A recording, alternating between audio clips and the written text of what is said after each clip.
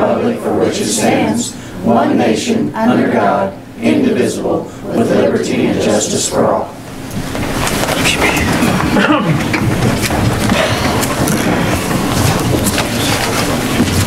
Roll call, please. Beichman. Present. Biesinger. Present. Boss. Present. Ekis. Present. Fry. Present. Gross. Present. Schroller. Present. Throm. Present. We have a quorum. Great. Thank you all for being here. We have the minutes in the agenda packet. Does anyone have any amendments? I would entertain a motion. Move to approve the minutes last meeting as written. Second. Second. Any discussion? All in favor say aye. Aye. Opposed? 8-0. The next area is public comments. Anyone wishing to come to the podium and speak, please give your name, your address, your ward, and you may have up to 5 minutes. I'll be quick. My name is Brenda Stagenborg with the Marysville Chamber of Commerce. I have a request that the past 2 years at the Gravel Dash, we have used the swimming pool for some of the, they were open, and the Gravel Dash participants used the swimming pool, some of them, to rinse off, wash up after going 120 miles on gravel roads in the day when it's hot and sweaty. The pool will not be open, I understand, this year now. But we were wondering if we could still use it, if we had a volunteer sit down there to make sure nobody came in except for the rider to use the shower and leave. It'd probably be from like about 3 to 6 p.m. I had Debbie call Maria. You want to report what Maria had to say? Marie said there was no problem with that, and she and Shannon would go down and watch and clean up after. Okay, great. That'd be awesome. Do we need a motion? Yes. Move to allow the chamber to have with the assistance of pool staff, have the showers open for the Gravel Dash participants. Second. Any discussion? All in favor say aye. Aye. Opposed? Okay, thank you very much. Anyone else? All right, in business and discussion items. I don't know if I'm on the, am I on the agenda? I don't see your name, but come share with us, Bill. I'm Bill O'Borney. I represent Marshall County for the Pawnee Mental Health Consortium. It's made up of 10 counties in this area. We're the Forest East County. Includes Riley County, which is Junction City and so forth. So it's a big area. Anyway, we are asking that government bodies proclaim September as Recovery Month. And if I may, this way everybody can see it. It's not a long resolution. If I could read it, can I read it? Yes, you may. I think you can do that in 5 minutes, Bill. Recovery Month proclamation. Join the voices for recovery, our families, our stories, and our recovery. Whereas behavioral health is an essential part of health and overall wellness, and prevention works, treatment is effective, and people can and do recover from substance abuse and mental disorder. And whereas it is critical to educate our policymakers, friends, and family members, healthcare providers, and businesses that substance use and mental disorders are treatable, and that people should seek assistance for these conditions with the same urgency as they would other health conditions. And whereas substance use and mental disorders are serious health problems, in 2013, 2.5 million people aged 12 or older received substance use treatment at a special facility, and 34.6 million adults aged 18 or older received mental health services according to the 2013 National Survey of Drug Use and Health. And whereas the U.S. Department of Health and Human Services, the Substance Abuse and Mental Health Services Administration, the White House Office of National Drug Control Policy, and Pawnee Mental Health Services observe Recovery Month to raise awareness and understanding of recovery from substance use and mental disorders. Therefore, the City of Marysville, Kansas does hereby proclaim September 2016 as Recovery Month in Marysville and calls on the citizens and government agencies, public and private institutions, businesses, and schools in Marysville to recognize the importance of recovery and to commit our community to increasing awareness and understanding of substance abuse and mental disorders and the need for appropriate and accessible services for all people. And it's signed by the mayor. So I ask that this be adopted. I would entertain a motion. I move to proclaim September Recovery Awareness Month and authorize the mayor to sign. Second. Any discussion? All in favor say aye. Aye. Opposed? 8-0. Thank you very much. all. I'll leave this, pass that up. This is the, and then one will go up here to the bulletin board and the other one will go to the newspaper. She's here. Okay, great. Thank you very much. Thank you. Thanks, Bill.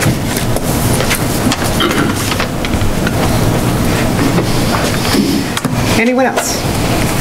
All right, on the business and discussion items, we are going to start with Doug Graham with the Union Pacific Distribution Center. There you are. I was looking for you. You're in the back row. Back by the chief. Cheap seats, cheap seats. Oh, chief. Chief of police being said. Oh, chief seats.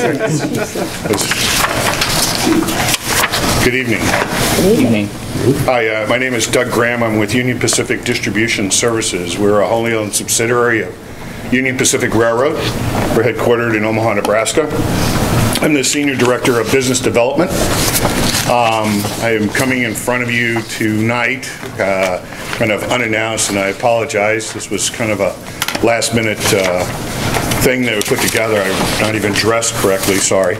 But I wanted to come in front of you tonight to talk to you about an opportunity that we're looking at doing and developing here in Marysville. And so you have some slides in front of you, and we can talk through those slides, and I can go through those slides real briefly with you. And then I think we're going to allow you to address a few questions, and then I think you want Austin to field all the questions after that. Is that the plan? Yeah, we thought we would let him give the information out.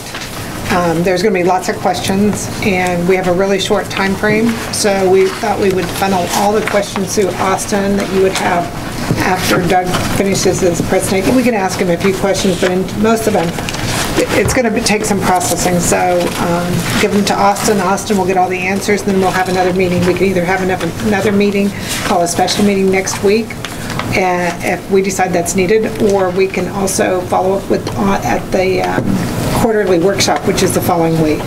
So we'll let Doug go ahead and give his presentation and see how we feel about that.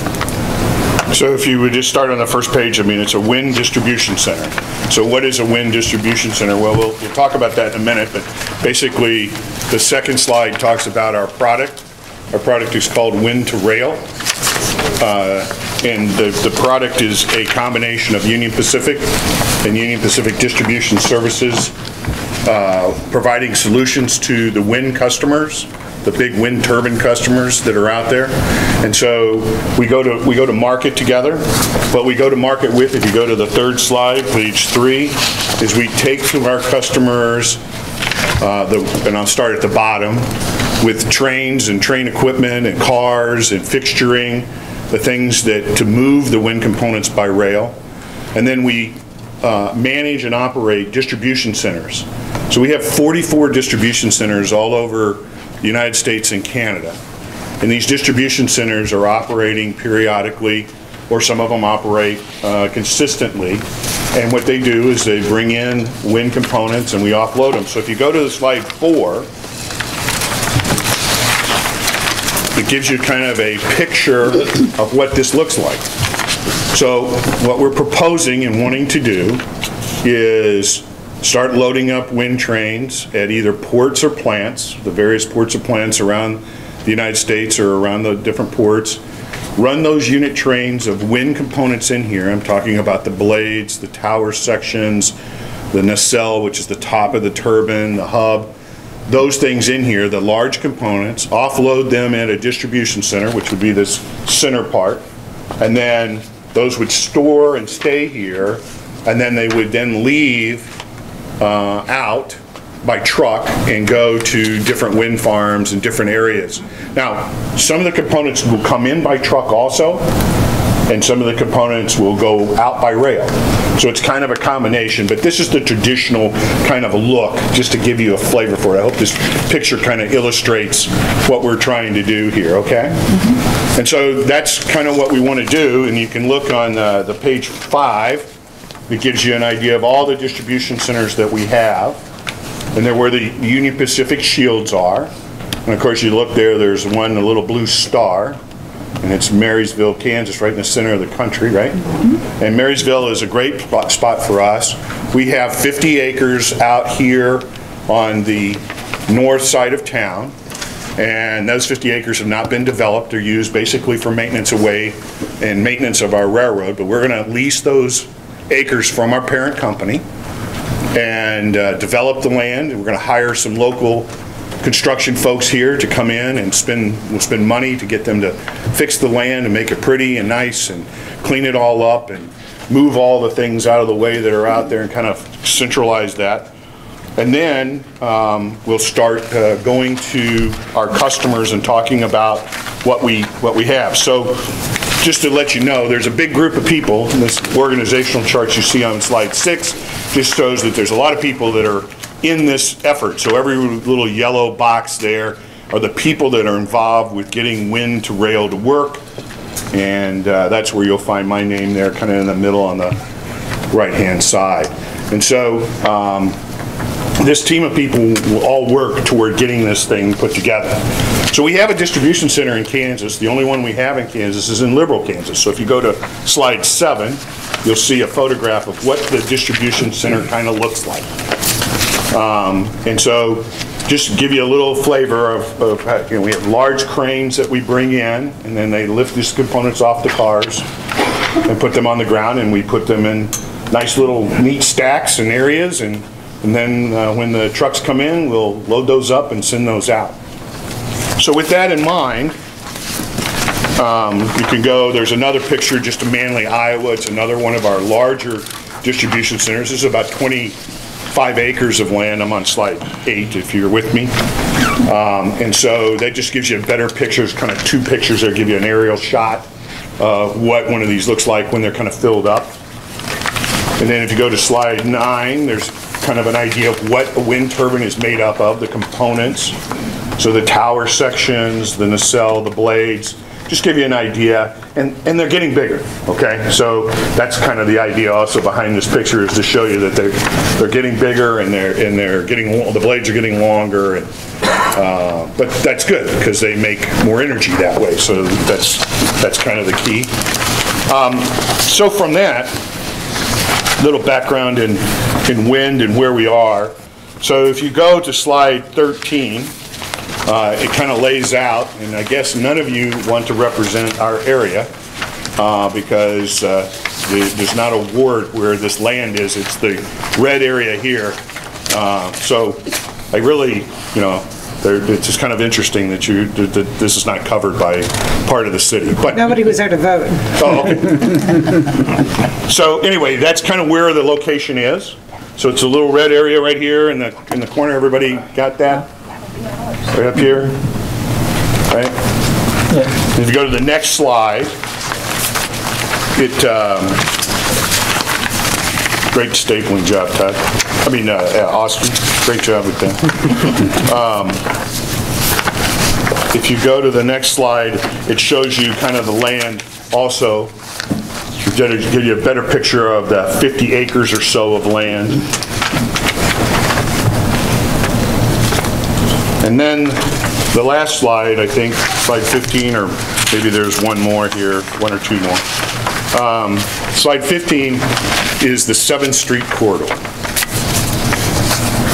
So to give you the full understanding is that for us to make this thing happen, we need the city's approval and guarantee that for the next 5 years that we can use this 7th Street corridor.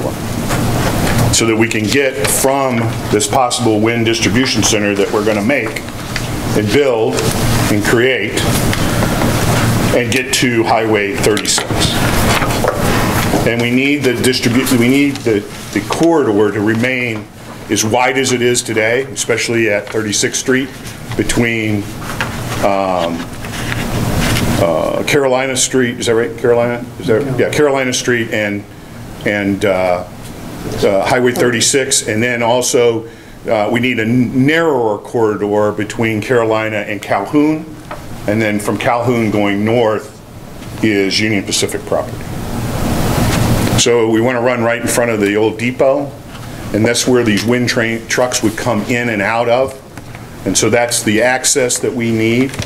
There's not any other place that we can access this facility. We've looked, invested, and vetted that out. There's just no other way to get in and out, so that's really the place to do it. And so we need approval from you and in the city to allow us to work with you on keeping the 7th Street corridor viable for us. Okay? Is the current street the way it is now? Would that be okay with Yes. The only things that we've talked about is that some of the street is paved and some of the street is not. What we talked about was the possibility of coming in and kind of scraping the non-paved part down just a little bit. There's a kind of a crown there right at the intersection. There's also a stop sign that's got a tire holding it up right in the middle. So that's fine, except for what we'd really like to do is dig a hole and put a pipe in there and put the stop sign in the pipe so that we can pull the sign out when the trucks go, because they're going to need to go either east or west, and they're going to need to be really wide, so they need to pull that out, but then they put it right back in, right? So we talked about kind of leveling that ground a little bit, taking a little bit of a crown out, and then putting asphalt grindings down and rolling that out, and it'll look like asphalt. And then, making it nice and smooth and pretty, and we'll maintain it, so we'll keep that maintained. And then doing the same thing with asphalt grindings between Carolina and Calhoun, and then a little bit beyond that so that we can keep dust down, control dust, and also make it nice. So the good thing about asphalt grindings is that when you put them down, they with the heat, and it's kind of hot here sometimes, I think, in the summer, with the heat, they kind of bind back up almost like an asphalt road. And they're easy to maintain, so you can grade them back out and make them smooth again. So it's a real good way to do that, and they control dust. So really, the street is fine, and that's what we would like to keep it as wide as it is, and especially at the intersection, we can taper back as we go further north. Does that answer your question? So they're going to help make the surface more consistent in that area and smooth throughout. The other thing that they need is to have no parking from Center to Carolina on the east and west side. So there'd have to be no parking to keep the turning parameter that they need. Stop signs on Carolina? There isn't one there now. We can put one up. No, we need a stop sign on Carolina going east and Carolina going west. Or north-south, for that matter. Well, yeah, you could put stop signs north-south, and what I would suggest we do is we put signs east-west that talk about trucks traveling through there. So we develop a sign and put that up that would be on both Calhoun Street and on Carolina Street, east and west, just to notify the public that there's access, that there'll be trucks going through there, and just to give everybody, once this, if this happens and we make this happen jointly, we'll get out to the community and make sure that people understand what's going on there. Once they see it, again, at first it's kind of a big deal, but then after that it's kind of like a non-event. But these trucks will be going back and forth through there, and that's a good point. So we want to put signage up, a lot of signage up. You probably want to add trucks entering highway sign too, probably on 36. Yes, and we could do signage that way as well. We already talked about that earlier. So we can get signs that are maybe a blinking yellow light with the solar panels, put those up so that they're on at all times. That was discussed that KDOT would have to be involved in this because they're obviously being an interested party. They're watching the intersection as well. So with this would comes, obviously that corridor right now is not being used efficiently for UP, and they'd create some jobs, they'd create dollars coming into our city through all the traveling out. But the flip side is, that's the positive side, money's in. The money's out would be, we'd have a lot of truck traffic in Marysville, especially in that corridor. And we would be locked in for 5 years. You said you'd ask for at least 5 years. 5 years. 4 years, 3 months. 4 years, 3 months. You'd be locked in for, as far as your options. Now, granted, we haven't done anything there in the last 5 years, really. Well, probably really since they put the new depot in. Right. Which I know after I talked to you earlier tonight, I did talk to Jeff Schroller, and I think he was a little concerned about parking. I didn't realize even as much as people actually are parking in that block. Mm-hmm. He said he gets quite a bit, and he said we should definitely talk to Cromies. They unload their trucks there as well. So it's something to sort out. That's why we're kind of bringing it up now so we can talk about it. I think the parking thing probably is something that we don't have a lot of options. Right. But people unloading their trucks and things like that is just all about communication, and the wind trucks that would go in and out don't have to go in and out if somebody's blocking the road, unloading their truck for a half hour or an hour. They can sit and wait, So, there's flexibility associated with that, but good point. And understand the parking situation, but we need the width, especially at the intersection and going north about 200 feet or more. We need that width of, it's about, depending on if you count the sidewalk or don't count the sidewalk, it's 70 or 80 feet wide there. And so and that was something else I having the concern about. We discussed a little bit, is the trail is supposed to link up eventually along there, whether it's as a wide sidewalk along the side or what, but we'd have to find that balance between making sure they had enough width, but you'd still have, an 8-foot sidewalk or whatever ADA required sidewalk would be along the side. Probably on the first half block, and then have to narrow down. And then, it could potentially, it depends on where the property lines are along that right of way. I haven't talked to Walcott's, but I know Jeff Schroller wouldn't have a problem with us squeezing it in along his property line, but he's got a building. His building's on the property He's pretty line. well limited. Yeah, so we'd be going into the street. But he said we'd be amenable to working with us on that. So. And I think there's plenty of room for that cohabitation for sure. Now you were saying 4 years, is that because of the tax credits ending then, that you just don't know I thought you had initially presented that you would hope that this would be a forever type of thing. Oh yeah, we'd really like to have it forever, but I'm not sure you guys can vote forever. Okay, we can. You can't. If you guys can vote forever, we'll do forever. I just didn't want you to think that they're pulling it out after a certain time frame, that, there's a specific time frame related to tax credits that they have to meet, and that's why the big push is right now, actually. And his time frame is that he would actually would like to be able to tell by October 1st to tell his customers that it's operating, which is October 1, 2016, just to throw that out there. That's a pretty fast time table. Yeah, so that's why I asked him to come tonight, so that we can give us information, we can think of all our possible questions, feed them through Austin, and then have a meeting next week if needed, otherwise the week after. But, so their time frame is short. If they could operate it, if we say yes tonight, they'd have it up and start grading tomorrow. So that's why we asked Doug to come. I think it would behoove us to get all the interested, like Trails Group people and all those the depot in a people. room. Well, right, I did get a hold of Murray and Chris, and they definitely are interested to know what's happening with it because they've been in negotiations with a different part of UP as far as North and 7th Street. And so, and I believe you said this morning that there wouldn't be a fence around this. You didn't think? That was one of the things that the people they've been negotiating with in Omaha are insisting that there be a fence along that east side for them to get use of it. So that might be an interesting way of two parts of UP had on different pages. If I'm not mistaken, the trail is going to go up the east side of the yard. Wrong, the old levee. We're on the west. And so I understand why they want the fence, because they want to the live protect. track. Yeah, well, they want to protect people from going into the property accidentally or whatever and guard that. So yeah, I got the idea behind that, but that's a different group and a different department. Well, I didn't know how that would tie in since it would be through the same yard area, if that was something you were concerned about. No, not really. I mean, okay.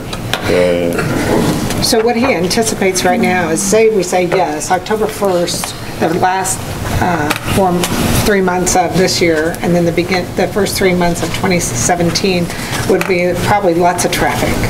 Lots of trucks in and out, probably trucking some in because they wouldn't have time to get it railed in. So that would be a very busy time. And then the next busy time would be when there's basically a job to do. And when they have a job, those 3 or 4 months, people would come in and fill our hotels and our businesses, and they'd ship them out. And so it wouldn't always be a lot of traffic, but for 6 months, it's probably going to be a lot of traffic. And you said, too, it could be constantly running for years if business is really good, but it might be a year or two between jobs. It's hard to predict. Well, the safe harboring thing is new, so, and it's too detailed to go in here, and we don't have time for that, but we can do that at another meeting, and I can come back next week.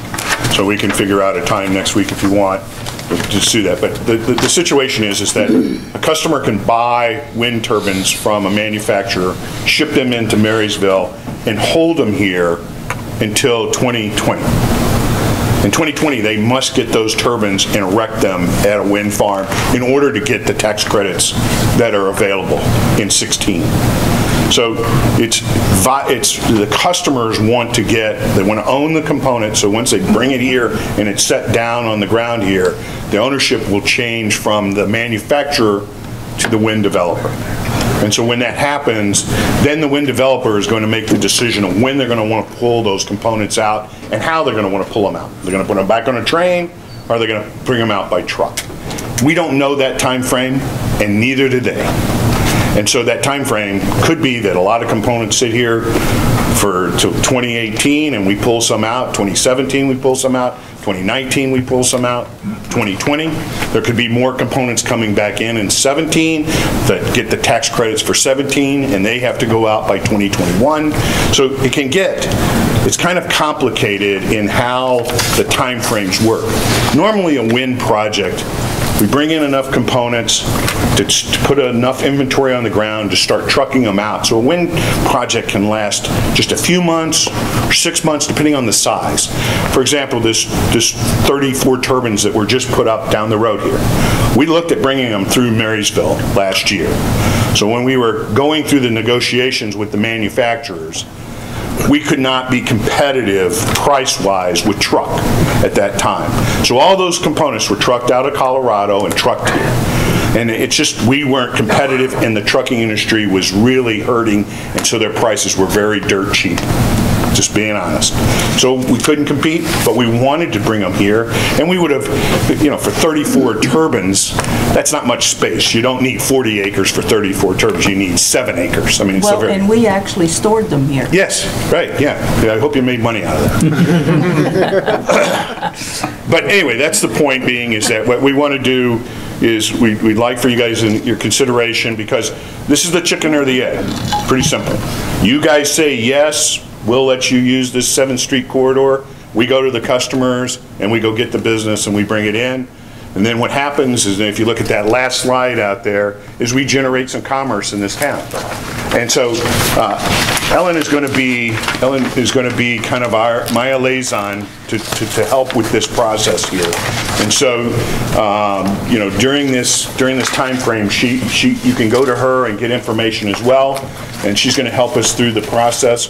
But you go to a community like Liberal, Kansas, and they know when we're in town. When we have a wind project and these people come to town, all the truckers, all the escort vehicles, and then the riggers and crane operators that we bring to town, because we would like to hire local, but I don't think we're going to find the specialists that we need here. But if we do find somebody, or we need casual labor and things like that, we're going to try to hire locally. We talked about maybe security as well. So there's different ways to get some. We're gonna hire somebody locally to develop the land. So we're gonna spend money here in this community, but they're gonna spend money in this community. So they got to eat. It's amazing. These people need to eat. They will breathe as well, and they'll get to. They're going to play golf. They're going to go bowling or whatever. They're going to spend money in your community, and they do. And you can ask the economic development people and the mayor of Liberal, Kansas, and he'll tell you that they feel it in that town when we're coming. And I'm talking about positively. You know, they're used to the truck traffic, big truck in town, so they don't. It can be a little bit of an inconvenience at times when these trucks go out, but it's not a huge deal. I think that the community will get past it. Okay, you guys got enough to ponder? Well, good. And like I said, why don't you try to feed your questions through Austin from the council side, and he can contact with Ellen, but at least we have someone to feed. And if we need a meeting next week, we'll call a special meeting. All right? Thank you, Doug. No, thank you guys. Thanks for your time, and I appreciate you letting me be on your agenda tonight. Thank you very much. Thank you. Thank you.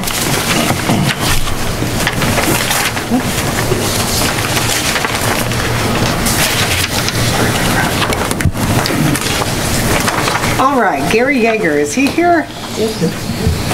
Would you like to come to podium? Not really.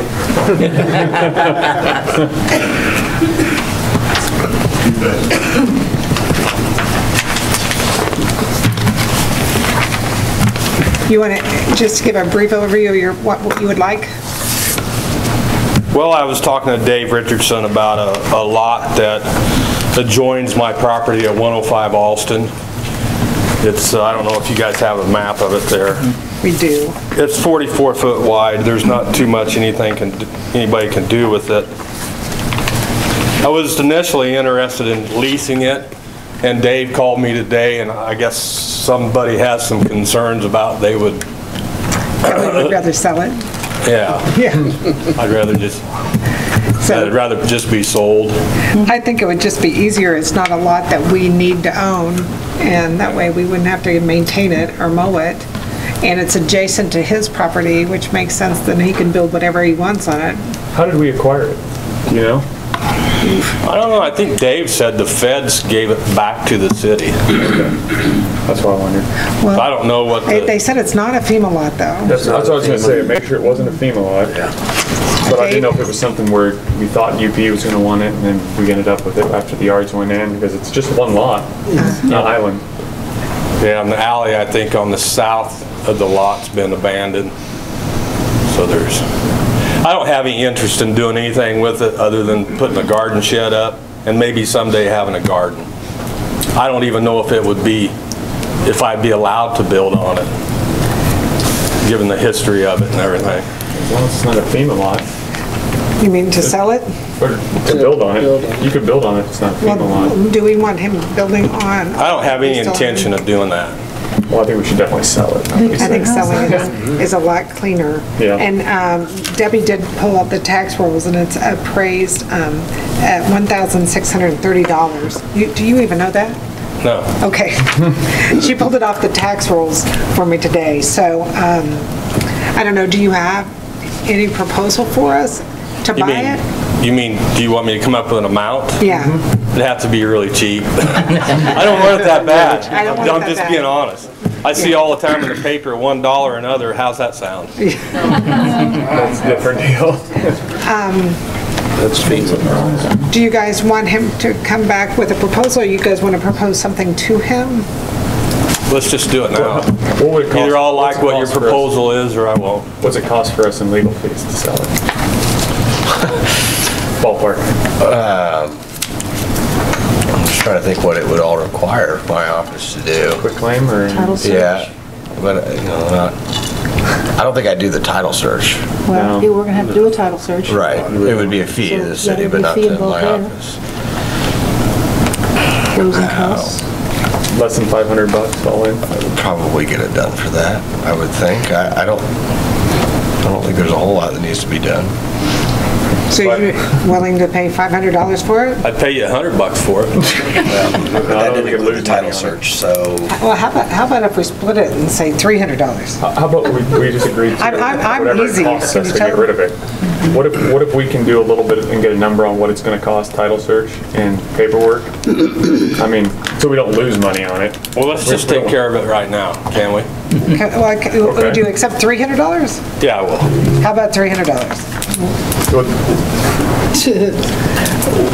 I would entertain a We'd motion. probably spend that much anyway for maintaining Spending it. money to. I've been mowing it. Are I'm we sorry, paying what? money to maintain it? Why Yeah, are we have to spending- mow it. He said he's been mowing it. He's been mowing it for us. I know, but he's gonna stop doing it if we don't sell it to him, so. And then we will be mowing it. Here, it does come back on the tax rolls. That's So a positive thing. You get the money back that you just spent. That's If you spent the other thing that you Yeah. really need to look at. If you're not getting anything for it now. That's true, and that's great. I just hate the idea of us spending more money to get rid of it. And, I mean, Yeah. Why we're spending money on it anyway? actually, no, he's been mowing it for free. It's a great He's deal. gonna quit.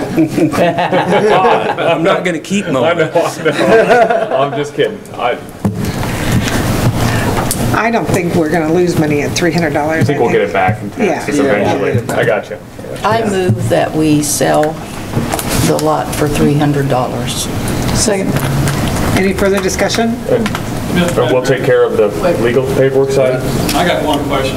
Just the big alley, it's owned by the city of Marysville. Is there any statute to say we have to open that up for public sale since it's public now? That's true. Is that true? That's a good point. Just as a legal matter. So Right. That's fine, but I have no idea.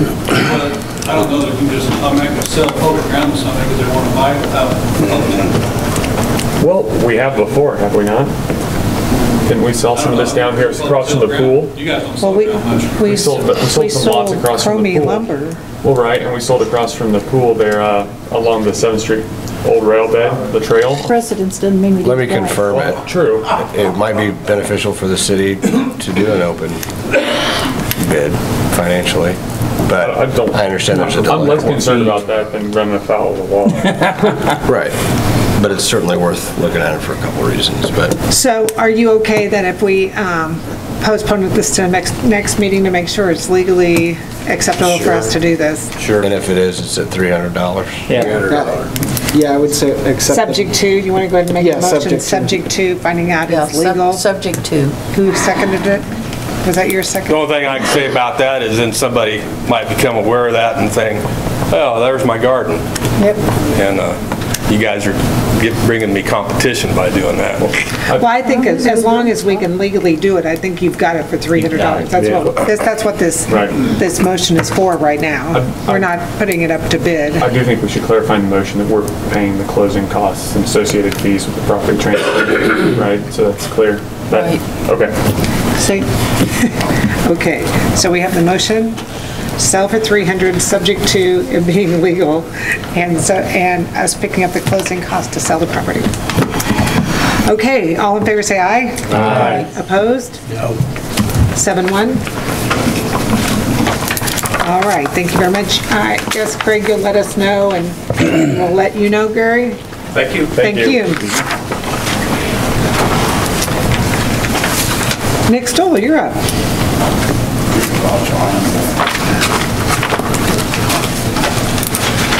Evening. Evening.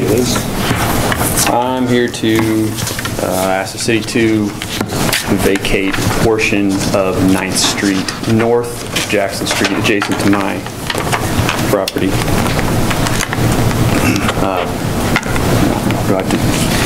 It's on page 10. copies. And you own 11 or 12, lot 12, is that yours? Lot 11 and 12. 11 and 12. And who owns 7 and 8? Murdoch. Yeah, of the next block to the east. The same block, yeah, the same. It'd be technically a different block. Oh, it is a different block, I'm sorry, yeah. So Murdoch owns 7 and 8, and you own 11 and 12? Yep. And this yellow area was initially platted as a street?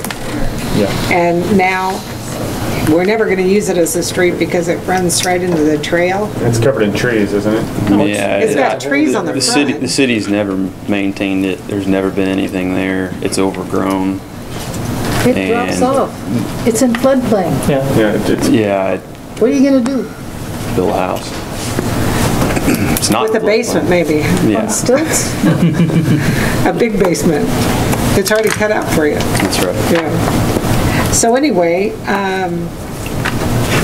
if we vacate that street, then usually it's split back to the resident, the owners, the adjacent owners, 50-50. And, you know, Mert has talked to him about, he doesn't really want it, but that's between Mert and Nick to discuss. So ours would only be if we want to vacate that street. Nick, there's a lot of trees on that lot. What are your intentions toward the trees? Well, in terms of the trees specifically, and the main reason I'm trying to do this is because the farther east my structure is, the better. The neighbor to the west is encroached by about 10 feet, and there's some really, really big trees on the very southwest corner of my property. One of them will probably have to go away. The ones along the sidewalk, I mean, we'll leave what we can, but we have to be able to. That's my question. To get in there. Because somebody planted from where you turn off the highway to come down that street down Jackson, somebody has obviously planted almost a block of trees at some time. They're mature now, but I just hate to see somebody go in there and clear cut all those trees out of there. So what you're only thinking of taking 1-2 trees out? Well, that's really his discretion. I know, but we need some protection for our trees in this city. I don't know where our tree board is, but we need to do something about that. Are you planning on leveling the ground and filling that in at all? That'd be more my concern as far as that's a catch basin back there, basically, isn't it? Yes, it is. So would you plan on filling that in to try to level that to the street a little bit? Well, the height of the foundation will be the same as across the street, so the front yard essentially will be street level or higher, probably. So the back will not be. That'd be too much dirt to move. Yeah, be a lot.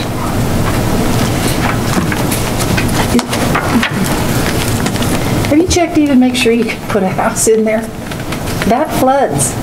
That's why, you know how that land goes from, like if you're looking north at that lot, it goes around this way and all that floods in there. And that's what took out the part of the communal garden down there. And that's been since any big flood we had, that's just a couple of years ago. Did you own that property back then? Did it come up that far in your backyard? Not even close. No. I asked that question to Dave Richardson. He's not here today, is he? Brian, who lives right there, he said he's lived there for 25 years. So he was there in 91 and it wasn't. No problem. And it does come in community gardens, but it doesn't come back east that far. Right. Yeah, the elevation difference between that trench or whatever runs north and south through there, I bet my basement will be 5 feet higher, probably. Right now, I'm gonna have to actually come up to start the foundation. So that'll be the bottom of the basement. I love your houses, but I gotta ask you, why do you set all your houses not square to the street? Oh, that's not my decision. I thought it was a mistake the first house. Square. Who's doing that? Huh? So it's somebody else's decision? Well, they're not my houses. Well, I know, but you don't set them square to the street. You set them, I thought it was a mistake at first, the first time I saw it, and then the second house I saw, and it's not set square to the street. First two were. The idea is old houses were. So if it's sitting in amongst the old houses, you want to make it look like a new house. Oh, well, it looks like a new So you don't want to make it look like a remodeled old house. Yeah, well, there you go. That was. There's a strategy. There's a There's a strategy. method to your madness, huh? Okay, well, I would entertain a motion. I'm okay with it. I just want to make sure that it doesn't become an issue. We haven't had a flooding problem, but if flooding, I want it really on the record that if it floods later off of our property, we're not somehow liable for it. I think there's a valve maybe on the east side of that. Isn't there a valve along the old trail there that releases it down out somewhere past the levee? That's 8th Street. Yeah, is that 8th Street? That's on 8th Street. And if we vacate it, it just automatically goes to the property owners then? Is that what It's we 50-50. 50-50. Yeah. And then You said you Mert did offers talk to us Mert? He can do that. Yes. And he doesn't. Okay, He does not want it. And there's nothing in that right away, right? You'll have to do a quick claim. There's nothing with there. them. Okay. Actually, and Debbie reminded me we'd have to do an ordinance on this, so would we actually be making a motion to prepare an ordinance? Move to prepare an ordinance for vacating. So, but the other owner then, they gain that and then their taxes are gonna go up because we vacated? They're gonna have to do a quick claim between each other, and he's already agreed to. What does that A mean? deed.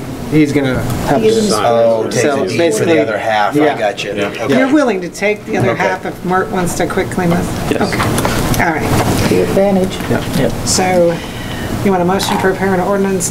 Move to vacate? approve preparation of an ordinance for vacating a portion of 9th Street. Second. Any further discussion? All in favor, say aye. Aye. Opposed? 8-0. So we'll have the ordinance at the next meeting and approve it then?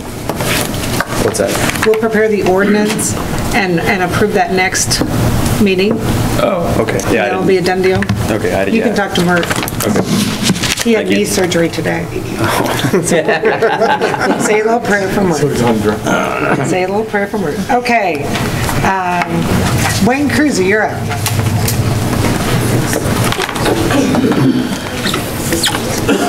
Good evening, I'm Wayne Cruzy. I'm joined by Michelle Weitzel, other committee members Allie Argo, Barb Kickhafer, and Nick Stoller here. We're here on behalf of Marysville Convention and Tourism, where we sent you a lot of information in your packet. Tonight we're just going to give some highlights. We've come before you for many different reasons, and so I hope that we have a good history with you and a good track record of when we talk about doing Black Squirrels on Parade or Light Up Marysville or working with 502 Media. When we've come to you, we've brought ideas that we've thought about and that we've worked hard to make sure they're successful. And this is the same is true for the proposal that we've been talking to you about hiring a director of convention and tourism. I want to talk about how we got here. There were really two events that caused us to bring this proposal to you. The first started when we realized that our contract with 502 Media was coming to an end. Although it was great that they did our Marysville Minute for us, the other great unanticipated benefit of working with them is the professional development that they provided our committee on an ongoing basis. We are a smarter committee because of working with them. And when we realized that we weren't going to be working with them, we started to talk about, well, what are we going to do? Who are we going to rely on to help guide us and move us forward?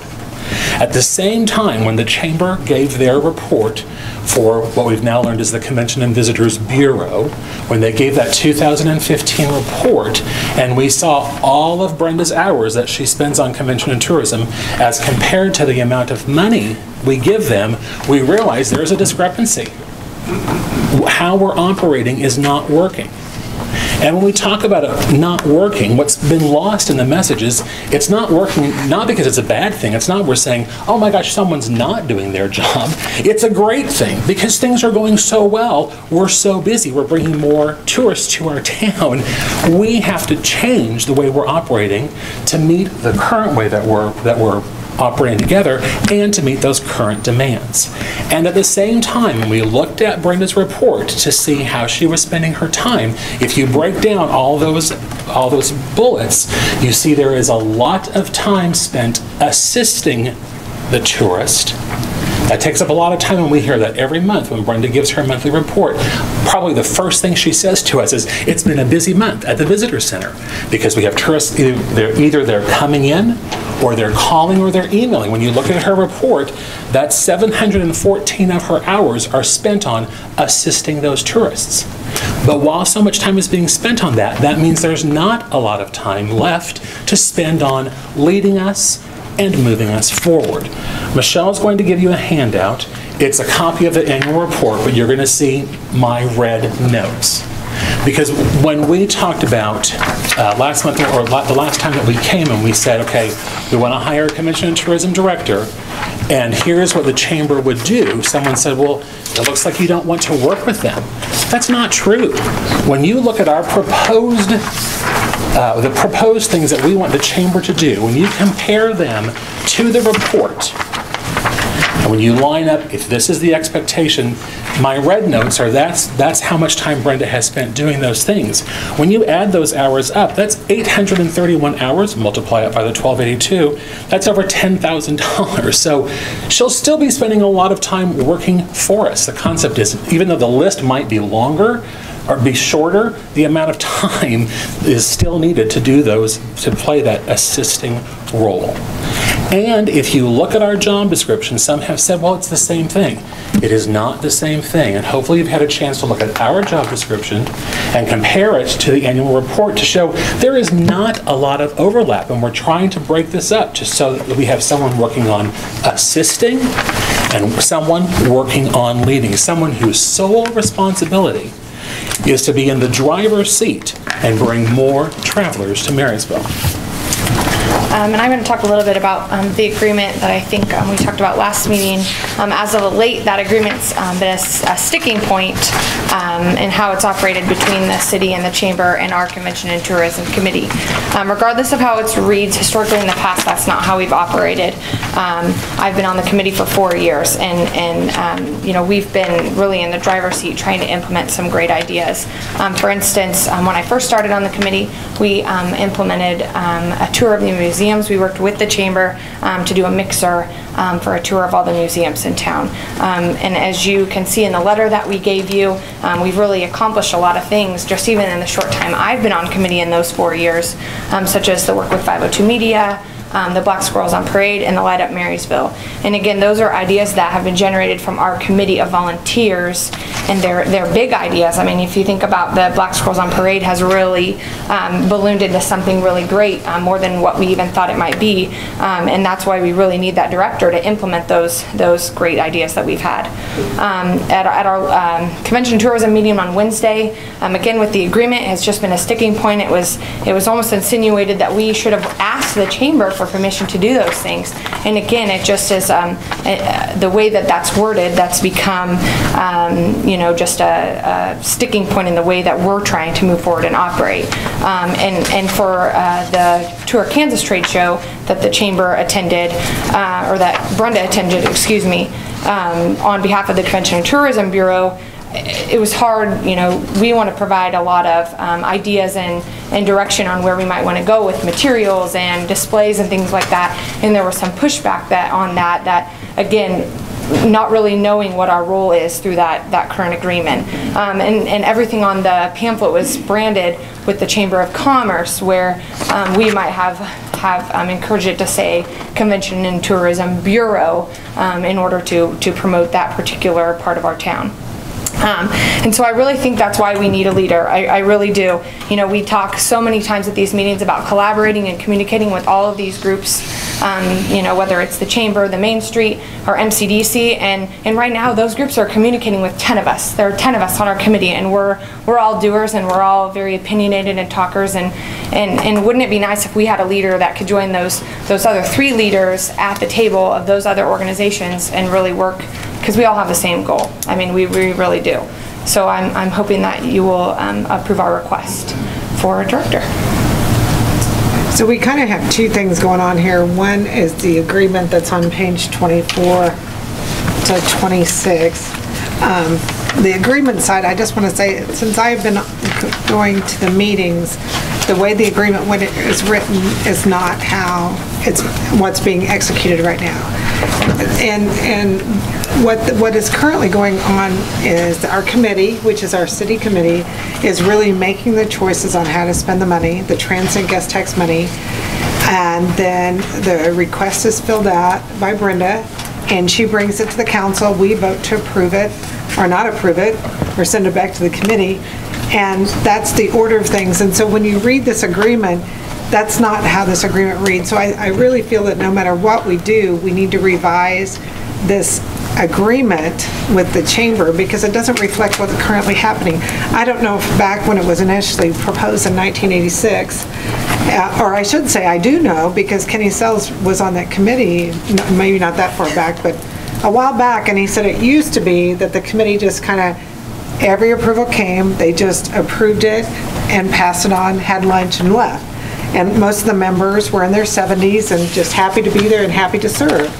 And since that time, this committee has really evolved and changed, and I don't think the agreement reflects what's currently happening. And right now we have a lot of young people on the committee who are spending a lot of time to develop strategies to bring people to Marysville. And and the way this agreement is written, it makes it sound like that the chamber has the transient guest dollars to spend, which they don't. The city is the one that makes the decision to spend it. And the Convention and Tourism Committee is really the decision maker, and Brenda really executes what the committee wants. That's how the hierarchy has been since I've been attending the meetings. And so I really feel like we have to revise this agreement.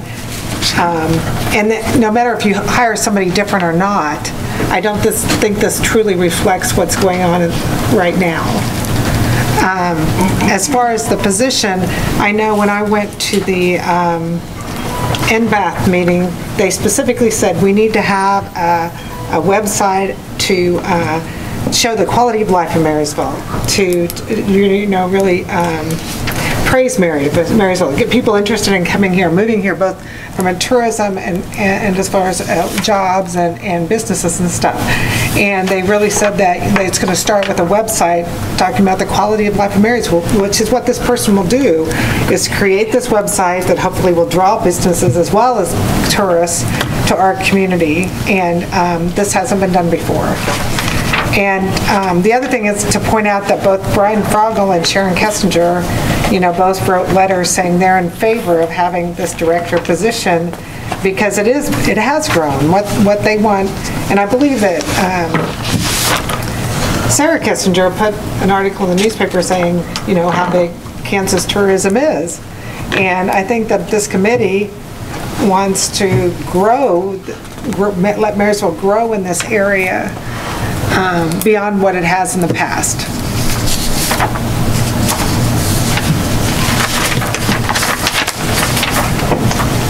And again, the main things are that the social media stuff, Brenda doesn't want to do.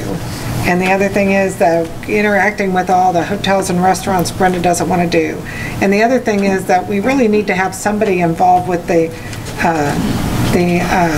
weekend events that this person will be responsible for. And try to keep in mind, the travel and tourism, it went from a position of where they just said, we're going to give you advertising dollars.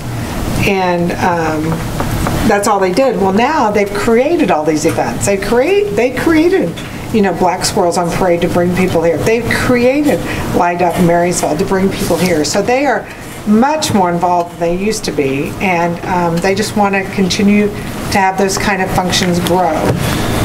So I think that that's why they want the position, and I would highly recommend changing, no matter what, the agreement to read what currently is existing with the operations. So I think you need to decide on the Convention and Tourism Director position first, and then we need to incorporate that in a revised agreement no matter what. So, what are your thoughts? Well, going back to the web, I would like, since it's a travel and tourism is a city committee, that it flows from City of Marysville's website. I know Right. they're talking about developing awesome, but I would want it to flow from City of Marysville. And it should, and I know right now we have those other links at the bottom of the webpage, or of our homepage, which isn't very good. We need to have it more at the top, at one of the headers and stuff, which that person would be responsible for rather than Scott, correct? Right. Yeah. So You're not suggesting that the city page be the only, you're just saying we need to have a link to the tourism page? Right. Yes, Okay. that'd be like at the top of our webpage. I'm on the website committee to go onto that, and those links are set up already for when it is populated for the city, for the chamber, for MCDC, and for Main Street. So I agree, and I definitely think we need to redo the contract and negotiate a different contract with the chamber. But being one of the primary points of that, I'm curious, because in the job description, you've got as one of the primary job responsibilities, let me get the right page here. Good. No, not fine. Serve as the lead tourism representative for Marysville, Kansas. But in the conversation we just had, Wayne, we talked about the hours, the 714 hours, and that would include not just greeting visitors, that's answering the phone, that's answering emails. So where do you guys see where does the committee see that split? Because to me, that's part of what we need to negotiate with the chamber. Well, what I gather from how Brenda interpreted that, because I asked about when you talk about the 714 hours, my understanding, she can clarify if I'm wrong, is that is related to the people that come into her office or call her to say we're coming to Marysville or send her an email. So again, in our mind, that's assisting the traveler who's already coming. It's not being the person who's leading the initiatives to draw travelers here. But I guess that seems to be that's the primary. So if somebody calls and says, I'm thinking of bringing a bus tour, is Brenda going to then transfer them to somebody else or pass along a message, or is she going to answer? I guess I'm still... Well, on bus tours, that's one where we say that both people, because Brenda has a history of doing those bus tours, so that'd be one that would go together. Some of those really specific things are things that we're going to have to work out, because there's going to be a little bit of carryover, and since Brenda's been doing that, at least for the first year, there's going to be that overlap. But at least in my mind, Brad, how I delineate those responsibilities, leading versus assisting. And so like the verbs that I think we try to use here are much more active verbs rather than assisting verbs. See, and I think where the sticking point is going to come is exactly on that. I don't know, is the assisting. If the chamber is willing to serve as, and I'm not speaking for the chamber, I don't, but I think that is are they willing to be an assistant, or are they just going to do these specific duties? Well, I think Tammy said that at the end of her presentation last time, right?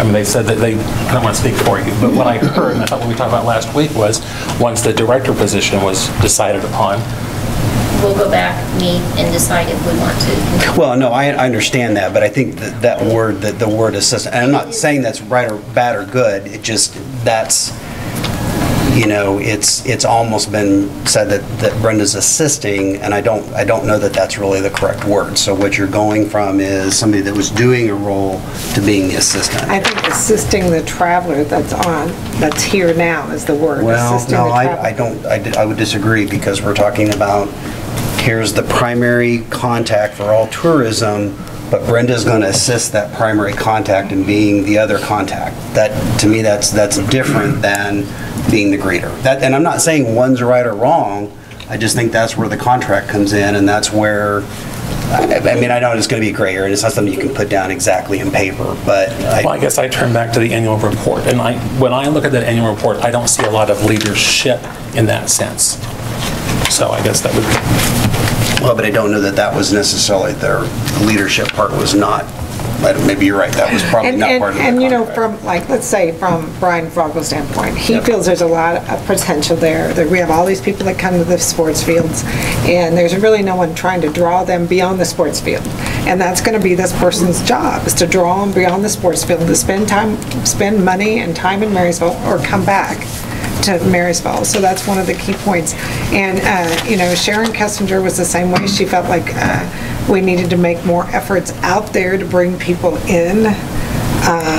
So when I went to the Kester House Foundation meeting, they were all saying they were really in favor of this position, so. This position is so detailed, the way it's written. Do you already have somebody in mind for this position? We do not. It feels tailored. And I'm wondering, where are you going to find this wonderful person? It is not tailored. That is certainly a misconception.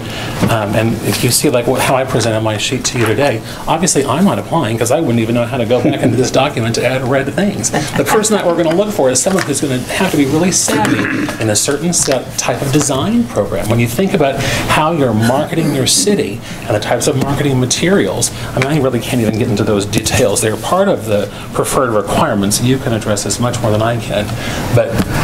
Well, I'm wondering where you're going to find somebody. That's why I was asking, because to go outside of our community, to find this person out here somewhere in Kansas or further that has these qualifications for a part-time job, for them to move here part-time, it just seems like somebody that's maybe moved here and the trailing spouse is the one with the abilities, because this is going to take a lot of talent, a lot of education, a lot of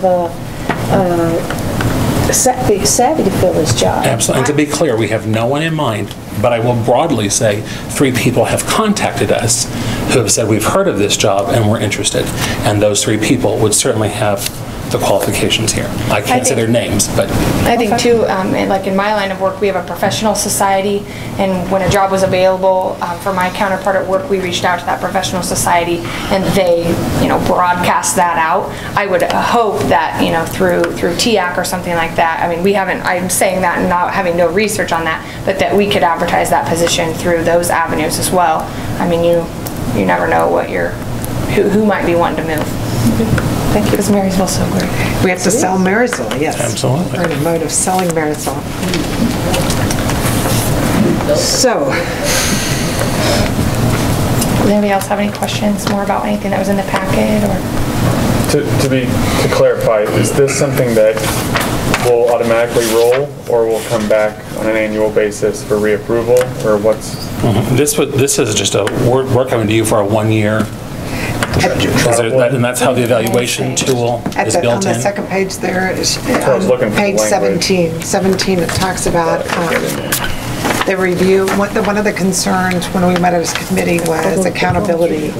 And so, down at the bottom, it talks about a performance review, monthly reports to show how many hours they're truly working, and to review them. So. This would be a contract employee. And it's a budget item, so we have to reapprove the next. It's an annual process, right? So they'd have to make a recommendation to continue and reapprove. But to be honest, I'm just kind of glad that they have to come and show what they've done and feel like they're accomplished work. I think that's a good deal. Having a review process? Yeah, just to show that what they feel their accolades are, to come and tell us this is what we've done for this community. Based on what we're asking them to do a lot, and to come back and have them show what they're doing. And what's this person's salary? It's on the sheet, we just said, depending upon the application that would have to be decided then, minimum is $17,000, maximum $22,000. That's the problem I have with. I'm not objecting to the part-time person, but I'm objecting to the salary. Well, a lot of full-time people would love to get that. If we would have continued with the current agreement with the city, where we're on Brenda's report, it's at $12.82 an hour. If we would, so 25 hours per week is what we're saying, 52 weeks a year, that's 1,300 hours. Multiply that by 12.82, that comes to right under 17,000. So I don't know how that would be out of line with maybe how we've been kind of currently operating. And again, they have no benefits. It's contract. And this is a degreed person with a certain set of skills. I still think it's way too much. We had never asked for that extra money, though. Chambers just. I mean, it's to me, it's too much to what Brenda was getting. That's just my opinion. And she was doing that full time. For doing those duties, though. Right, yeah, she's trying to say. Have you ever talked to the Marshall County tourism convention tourism bunch, what they feel about it? I've been approached by a couple of members from it, and they're not in favor of it. And we're sad to hear that. I don't know if you've talked to them or not. But I would think that they would like the fact that we're bringing, the goal is to bring people to Marysville, and that the people that are in Marysville to spend more money. I can't imagine how that would be a bad thing. I just passing on what they conveyed to me on what they've talked about at some of their meetings and stuff. And to be clear, Denny, none of the members of our committee have ever presented to their committee. So when I read the letter they sent to you, I think part of it was on misinformation. Then who all's on that committee? You know, I haven't heard anything from them, so I was just curious. Just a couple of guys approached me about it. Charlie Weicker was one of them, and somebody else. And you know, part of it is to be honest, when they first started this was a stretch for me, because I'm like, I don't know if I can justify this. This is not, you know, and it kind of shows my age because of 501, 502 media and stuff. But to be honest, it kind of convinced me that what this person's doing is not going to be doing what Brenda was doing. They are going to seek out visitors. So that's the best thing I can say. They have, you know, kind of convinced me that this is totally a different position, and tourism is a big deal now, and everybody's fighting for tourism dollars, and I guess we want to be on the bandwagon. Besides the salary, Wayne, what's the cost of setup? I mean, we're going to have to provide a computer, we're going to have to provide, what, phone? Are they going to have a separate phone line from the chamber? Are we going to have to rent a space? I mean, what's the cost of setup? And that, in the budget that we proposed to the city, we have a $26,000 line item, which would include this salary and then those setup fees. Okay, so the most we're going to be on the hook for is $26,000 and a one-year proposal. If it's a must, we can cancel at the end of 1 year, and all we're out is the setup fees.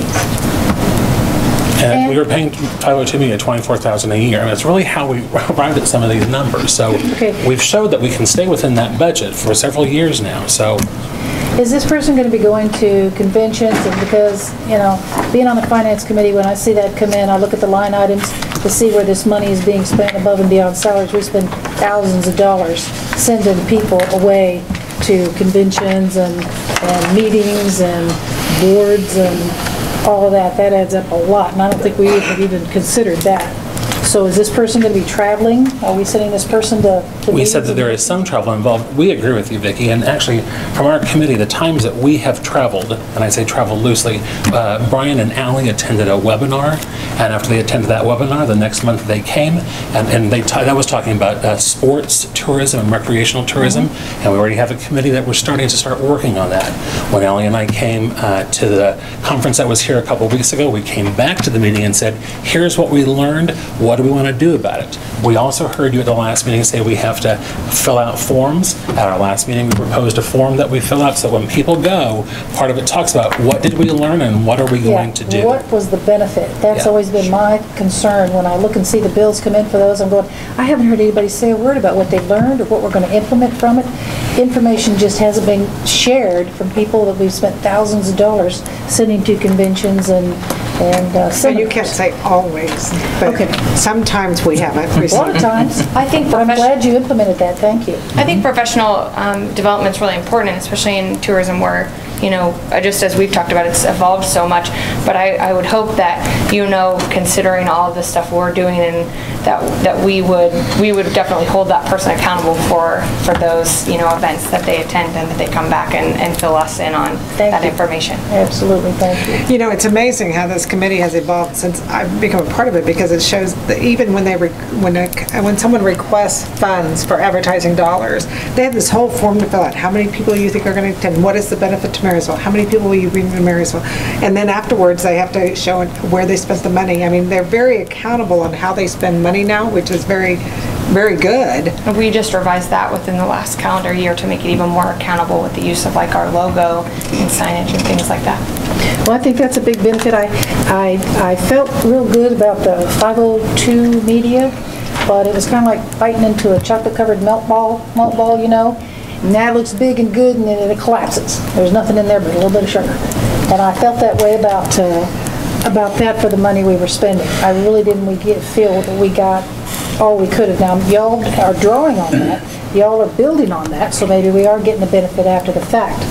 And you guys can use a lot of that stuff for this website we need for quality of life Marysville. I mean, I can see them using a lot of that because that's all their film. Benefit after the fact. And the recruitment video that we're working on pairs nicely with what you're talking about as well. Yeah. Okay, so we need to make a motion?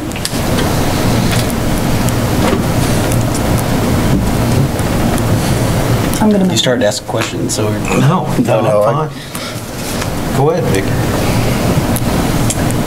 I move to direct the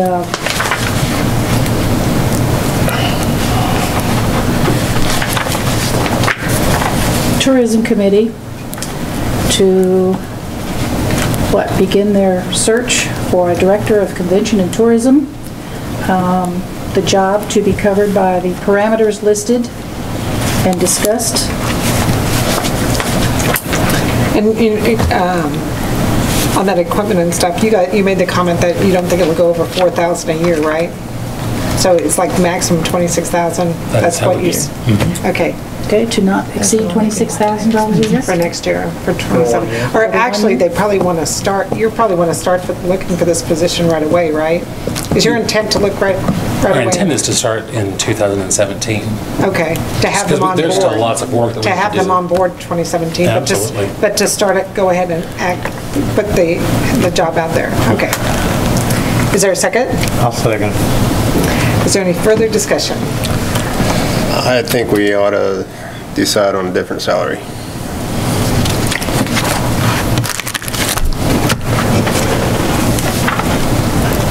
You equated 25 hours, right?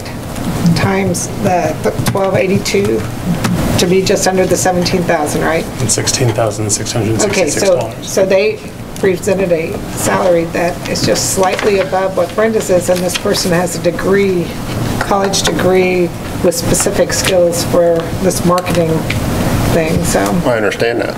Okay. Experience too.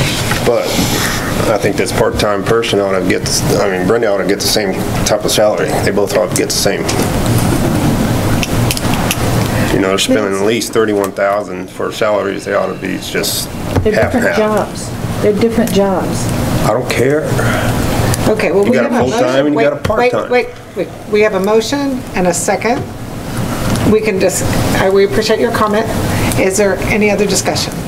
Let's omit the salary and vote on that later. Omit the salary, well, that's. I mean, let's leave that job perimeter out for now. The salary? I think we ought to get a different salary. I really do. What if we put the low end at 16? And then once we found someone, we'd have to negotiate it with you anyway, come to you to talk about what's going on, or here's what we have. How about we put the low end at 15? And that would be And the making high less end at than 20. what Brenda would be making. I don't think we can do, I mean, I don't mind being within the 16.6, but. We have to approve anybody, so it's not, we have to do it. We make the final. We're still discussing. Yeah. Rejection voting.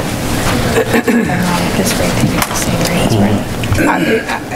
You are okay reducing it to 16, having it from 16 to 22 with additional 4,000 for extras? Have a minute. I don't disagree with tabling the salary, and we can bring back research maybe to see what maybe Wamego is doing, what other communities are doing with similar positions that offer similar things. I get paid $24,000 a year to work part-time. We all know I don't always work part-time, but the hours aren't going to be 8 to 5. The hours aren't going to be set. They're going to be expected to answer their phone on a Tuesday night at 9 o'clock when they're having dinner with their kid. I mean, you know, that's going to be an expectation of this job. And so I feel like we should do some research for your guys' benefit, I guess, to show that that salary is justifiable. And we might not find a person that justifies the $22,000. We might find a salary that justifies the $15,000 or whatever it is. I don't disagree with Keith on that we should maybe bring some research to you if you don't agree with it. But I disagree that I do think with a person with that skill set, if we're gonna nail them and we're gonna find that outstanding person, we don't wanna lose them over not being able to pay them, would be my concern. What if we pull the salary out for now and then come back in a month to say, hey, here's what, and then talk that piece through? That would be, we can make that work. We most likely cannot advertise. Yeah. Well, wait, we've got a motion here. Yeah. Let's stay with our motion and see what happens with our motion. Our motion is to leave it with the parameters as listed, maximum of $26,000 a year. Let's vote that, because it's already made. If it doesn't, we can entertain a second motion. But I think we need to proceed with this, and so, any further discussion before I take roll? Should we do roll call? Let's just go ahead and do roll call, just because I feel like it's going to need a roll call. Okay. Bikeman? Yes. Biesinger? Yes. Voss? Yes. Ekis? Yes. Fry? No. Gross? Yes. Schroller? No. Throm? No. 5-3? 5-3. Okay, so you can start working on your position. Now, we need a motion regarding, we do need to revise the chamber agreement. So I guess what we first need to do is to notice of terminate the existing one and then prepare us a new one. Craig? Well, unless maybe the chamber will agree to just revise it outside of what the agreement says, I think a termination has to be done. You don't want to do a termination until you have a new one. You don't want to just be operating with no contract. Well, we have a 60-day clause, so we would terminate it now, knowing we have 60 days to draft a new contract, give it to the chamber, and negotiate with the chamber. Okay, notice of termination. And keep in mind that we kind of have this contract, hopefully, well, this is, I was going to say we're under this contract now, so we've committed to it for 2016 anyway. Yeah. Even if we terminate it, I don't think we would not pay the remainder of 2016. So I think what we want to do is go ahead and terminate, make notice of termination, the 60 days notice of termination for this contract, and draft a new one based on both what this is proposing, and just to make the what is clearly happening correct in the agreement. Do you want to give notice of termination as of the end of the year, which is more than 60 days, but that, since we're going to... Well, I think our big problem is we need to give it to the chamber and make sure they accept it. No, I mean, we're going to have some negotiations there, and if we wait till year end, we might have problems. Yeah. So, entertain a motion to... I move we terminate, we give them 60-day notice on the Chamber of Commerce contract and renegotiate a new contract with them based on the parameters, the requirements specified by the Convention and Tourism Committee. Second. Okay, any further discussion? Or any discussion? All in favor say aye. Aye. Opposed? No. All right, so we will revise that. And do we need a motion to go out and get some research on salaries? That is understood. They will bring it to us when they start looking actively for a person to justify it. And I will be happy to work with someone on, does someone want to go with me and work with the agreement? You will, Brad? Okay. And what I'll do is I'll draft one up that I think looks like what's happening, then we can discuss it, then we'll discuss it with the chamber. Okay? And you go to the meetings too, Austin, so you can help. All right. All right. Thank you. Thank you. All right. The next item is our roof bids for our Boy Scout cabin in our Main Street building on page 5:30. Austin said that all buildings were checked, correct? Yeah, the insurance adjuster came out and he checked all of our buildings and came back with 2 of them that needed to be, the roof needed to be repaired. And that was Boy Scout cabin in the Main Street building. So we solicited bids, came back with 4 bids each, not exactly the same contractors because a lot of people, or some of them didn't have the capabilities to work on the Main Street building on its roof style. So that's what you're looking at. Included a summary in a spreadsheet on page 30 and highlighted or bolded the lowest bids on this.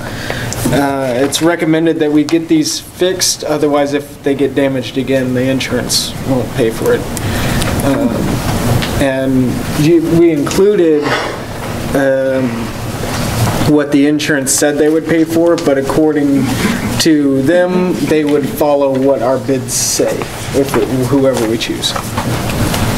Move to approve the roof repair with Brian's Handyman Service for $5588.57 for the Boy Scout cabin, as well as Eaton Roofing for the Main Street building at $4,180.36. Second. Is it on page 32? Debbie, is that the sales tax number that you said it would be taken out? Yes. Yeah, and these numbers, the summary does include sales tax, which so these numbers will be lower. So the one on Brian's Handyman did not show sales tax, but the Eaton one did? No, the sales tax on materials on Brian the Handyman's on here. Oh, I see. So I guess you gave exact amounts, I guess. Oh, yeah, you're right. So you say less the sales tax? Less the sales tax, which is inapplicable to the city of Marysville. Okay, all right. That's Boy Scouts. Well, both of them, I think, had sales tax in it. Well, I know, but he just mentioned the Boy Scout cabin, right? So you want to take the sales tax out of both bids? Yeah. Okay. Is there a second? Yeah, second. Where should we take this out of? Todd? Well, we're getting reimbursed by the insurance company, right? Not all of it. Not all of it. It's 5,000 deductible. Oh, that's right. We should pull out sales tax. I guess we have to. It's probably the only Just option. I don't think we want to take our general fund down. No, So. let's do it all sales tax. Okay. Who was our second? Okay. Yep. All right. All in favor say aye. Aye. Opposed? Ada, thank you very much. I am not aware of any notices or hearings, so we will move on to the consent agenda. Move to approve consent agenda. Second. All in favor, is there any discussion? All in favor say aye. Aye. Opposed? 8-0. Just a reminder that it's talking about the homecoming parade. And last year we participated in the homecoming parade. So there's only 2 parades in Marysville all year long. One is the homecoming parade, and the other one is Merry Christmas. So I was thinking maybe we should ride a fire truck in the homecoming parade, say something about fire or put the fire out or burn or something. So those are just my thoughts. Feel the burn. Feel the burn, something like that. May the Panthers feel the burn or something else. So anyway, I want you guys to give it some thought. And, but I talked to Dave and I talked to you, Austin, and you said we could probably ride on the fire truck. Yeah, if there's place. Excuse me? Not gonna have the new one yet. No, that's a rural fire truck. You wouldn't be able to sit on that one. No, that's true. That's true. Or too much room on there with it. So it'd be one of those fire trucks, but it should be, it should accommodate all of us that are willing to ride and kind of.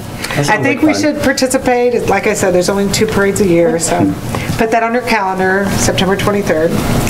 All right, moving along to the appropriations ordinance. Move to approve appropriations ordinance number 3633. Second. Is there any discussion? Roll call, please. Beichman? Yes. Biesinger? Yes. Boss? Yes. Ekis? Yes. Fry? Yes. Gross? Yes. Schroller? Yes. Trom? Yes. 8-0. Okay. All right, Austin, you're up for your report.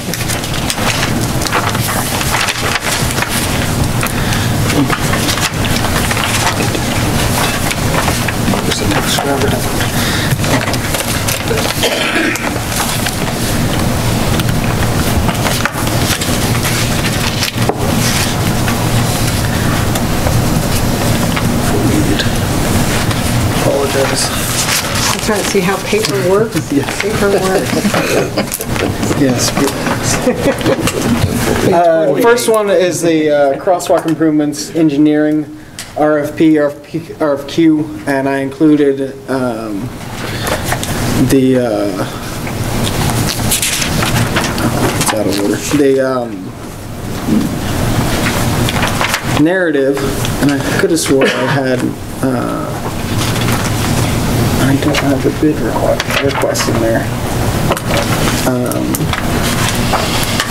don't think you included the bid request. It was just the narrative. Okay, that's weird. Okay, I'll move to swimming pool investment, and I'll go get the bid request here in a second.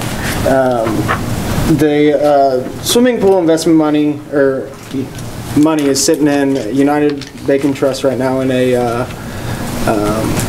personal mutual or personal money investment money market account, and it's gaining interest of about, or not about, 0.35%. And while that's up from the 0.2, thanks to Debbie, walks one at Walnut and one mid-block by the football stadium with lights. But Spring Street. Yeah. And let's see. And then the project narrative that you have. Yeah, and I included the project narrative in the packet. This is just a something to get the interest of the engineers. I propose sending it to at the very least BG and CES. BG's already working on our clink and is going to be trying to help us out with hopefully 2018 bidding process on the 77, if that's how it works out, the resurfacing. And so that whole area would be engineered by BG. Also CES, because they're local and always need to get that. And then at least 2-3 other engineers to see if they're interested. I was interested on the third question, or the third paragraph.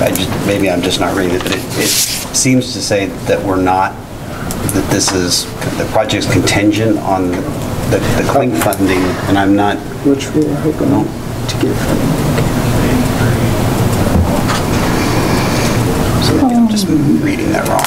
It's that first sentence you're saying? Yeah. It's basically saying, just a little background, we are also trying to get clink, the quote-unquote clink funds. I don't think that's, the way I was reading it's not clear that that's also, that we've already been approved for the funding for the crosswalks, but we're also hoping to integrate that with. Okay, I don't know if that would make any difference to the engineers company, but. Okay. Minor point. Okay. Yeah, I don't even know if we even want to mention that because we don't even know when clink, the clink 2018, right. They haven't even. Yeah, but it's an idea to keep the fact that we are working towards resurfacing of 77. Okay. And that was my envision. Whether that's right or wrong, I don't know. This takes in effect also drainage and stuff around that area too. Because if they put those bump outs in, they're gonna have to do something with drainage. Yeah, actually, and they can design those pretty well. We had a bump out designed where you'd be surprised that it drains around. And drainage is, I don't think drainage would be an issue with them in their design. But that will be taken into account. It needs, that's what I'm saying, the way that particular street is wide as it is and the crown on it. Mm-hmm. We're gonna have to come up with some sort of extra drainage in that too. Yeah. Yep.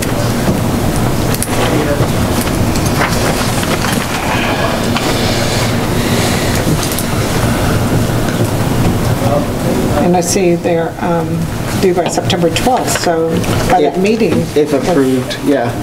I just followed, I looked at previous bid lettings of this design, and it seemed 16 days, and it almost lined up. Okay. Yeah. All right, so that's an FYI? Yeah. All right. Anything else? No, I think that was it. Debbie? We do have the information on voting delegates for the league conference. If you would like to choose, Brad will be attending, Darlene, Vicki, the mayor. Now those... There are 2 voting delegates and 2 alternates. And they have to stay for that last Yes. session. That's the They should. type. So who's ever driving together, but you would have to stay for the vote. Well, Darlene and I did it last time. Darlene and I stayed and went to that. It was tight getting back, wasn't it? You also Yes. you also have the option, and I'm not forcing anything, to select any of us or any of either me or whoever. But we all have that council meeting. Right. To get back to, so. I'm We're just all on the saying- same timeline. Yeah. So. Whether you're comfortable with whatever. I mean, That that's- meeting was a snooze. And also, if you're gonna... Well, they really feel. Okay, first off, to say the conference was great. The conference was great. And the voting meeting was not as exciting. Yeah, and if you're gonna go to that, you need to get there early to get in on the tutorial kind of for that meeting. You gotta go early, and you go to a meeting early in the morning, and then when everybody's ready to bail, you still have a meeting to go to. Not that I'm trying to make it real glamorous, I'm just saying Darlene and I have done our part. We stayed on that last year. Well, I would rather not stay for that last meeting. Brad, do you have a preference? What's the, so I don't Well, even remember the that'll dates be now even off the top of my tighter head. because really the last time it was from Topeka and this time it's from Kansas City. It's going to be tight to get back. The regular conference is over on... Wasn't it 3:30? Isn't it 3:30 and then this, didn't the voting thing start at 3:30? It's pretty tight. Well, you have to be here for the That's start of gonna the put you in meeting, rush hour right? traffic. I guess it just depends. I don't have to be here. You don't have to be here. I was gonna say, I guess I can miss the meeting. I mean, that's the alternative, I'm right? saying the beginning of the meeting. You might be rushing in, so. Does anyone want to volunteer? I guess I can. I mean, Brad if I'm gonna says be here, yes. if I'm gonna make the drive. Austin, do you want to do it? I think Debbie has to be here to take minutes. Okay. And I have to be here. And they did it last year. I'm fine with it.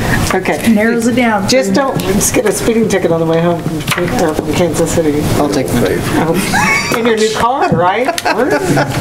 Okay. And then the other alternatives, just in case one of alternates? us gets sick. Yeah. Because Those two. do you two want to be the alternates? Darlene and Vicki, are you going to ride together? You did last time. Okay. Do you want to be the alternates? Either together, all or not? Don't you two get sick. Thank you for volunteering. Alternate has to go too. It's not, if they bail, the alternate has to go. Yeah. Right. What? No, they don't have to go. They don't have to go. I did. They told me I had to. You were the delegate. We only had one. You were This the time we have delegate. two? We only had one delegate last time? Could be. Sometimes it doesn't always work out. Oh, okay. We'll be okay. I think we'll be okay. We'll be okay. Thank you. The other thing that I had is the James Christie Cole Circus is going to come to the city again. They've come 2 or 3 other times, and they would like to schedule this to arrive Monday, September 19th, and stay Tuesday, September 20th. So they'll have 2 shows, one on Monday, one on Tuesday, both at 6 o'clock in the evening. And what they require from the city is we move the bleachers down for them. They have access to water and electricity, and they do clean up very well. They've been good to work with in past years and put on great shows. These are the ones that have real animals. They don't dress up like animals, so. And then they split the profit of the ticket sales with the city, and generally I think we get around $500. Well, last time we did it in the summer, and this was in the fall. I know that's good, but they do it in City Park, and they use the field for football practice. No, I think this is down more. You want it over there by the children's playground? I think that's where they. That's where we do it? We get bleachers in, we do bring bleachers in at the bottom, okay. So you guys think it's gonna be okay Monday, Tuesday? Yeah. And they're on their way through to Texas. Monday, Tuesday, what kind of crowd are they gonna get on a school day? Good night. At the night. At 6 o'clock? 6 o'clock in the evening. I'll be there. You'll be there? So, What are the do we dates? need to What are the approve that? dates again? For them to use the 19th city and park? 19th and 20th. Do we have to approve them to use it? Yeah, that would be good if So, you want to do that. that would be we don't have a council meeting that night, so everybody can go. I would entertain a motion to allow them to use the city park. Move to approve to allow the James Christie Cole Circus to use the park September 19th and 20th for a circus. I second it. Is there any discussion? All in favor say aye. Aye. Opposed? Thank you very much. That's it. That's it. All right, standing committee, street. Got a lot of streets done. Look good. The chip and seal. Yeah, they're gonna get the fourth load done, not next week, the following week. They're gonna, Depending on what. patch next week. Oh, yeah, they're gonna patch and get ready for Patch and another clean load. and trim trees. Yep. Because at least 6 or 8 people asked me tomorrow, when is North Street in front of Landell's getting swept up? You know, I had they're the same sweeping it up, like, man, every day, like going down the hall. They were out today. I don't know what all they swept, but they were out today with it. It's blowing through the building. Everything inside's getting dusty there. Because that wind out of the south today really. Do you want to see if they're gonna sweep it again? I think it'll be okay To be when it's honest, swept I thought up. there was a lot of dust off that road. It just feels like Just there's a lot more of dust traffic. this time around than, but we use the same materials and everything because that was asked, I was asked that. They're always dusty, as has been for years. The same material. Yep. Same material, well, it just depends on the. It's even like my street, it feels like it's, maybe it just because it just feels dustier, but Well, maybe it's just perception. But Landall's it's bad because it looks like a cloud through there. It's like driving on a gravel road. There's a lot of fast traffic, too fast. So I'm really glad that they're gonna get through all 4 loads this year, because when we don't, then It puts it on the following year. and then we get out of the cycle of getting them all done in a 5-year period, so. They did some of the wider streets and stuff. I mean, I thought they did an excellent job. Question that, did they, so, and I just noticed it because it's my street now, but did they not do the radiuses then? Because, okay, so we just go straight through and we hope the radiuses will survive? Okay. And if it's concrete in between, they don't do them either. Right. Figured that, yeah. Okay. Or brick. Or brick, yeah, well, that's a good thing. We don't do brick. Okay, any other comments about street? Water, sewer? Water, wastewater? Parks and rec? Cemetery and airport? Police and fire? I got something on fire. On the radio this morning, I forgot what town it was, but they were offering to go in like residents and offering people that live there to show them exact where to put smoke alarms and go over a escape route with them and stuff like that.